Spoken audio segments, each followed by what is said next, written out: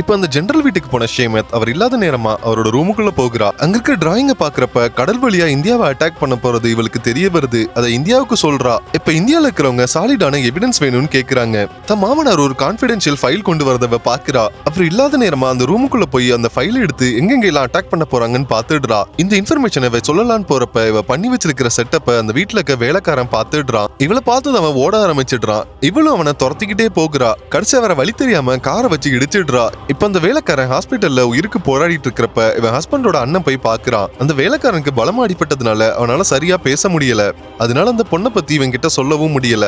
இப்ப வீட்டுக்கு வந்த அவன் ஹஸ்பண்டோட அண்ணன் இதுக்கு பின்னாடி ஏதோ இருக்குன்னு சந்தேகப்படுறான். அதே நேரம் அந்த வேலைக்காரனும் இறந்து போயிடுறான். இப்ப அந்த வேலைக்காரனை இந்த மாதிரி பண்ணது யாருன்னு அவன் தெரிஞ்சுக்க ஆரம்பிக்கிறான். அப்போ அந்த வீட்டுல கடைசியா இருந்தது அந்த ஷேமத்தும் வேலைக்காரனும் தான். அதனால ஷேமத் கிட்ட அவன் துருவி கேள்வி கேட்கிறான். ஷேமத்தோ ஏதோ பதில சொல்லி மழுப்பிடுறா.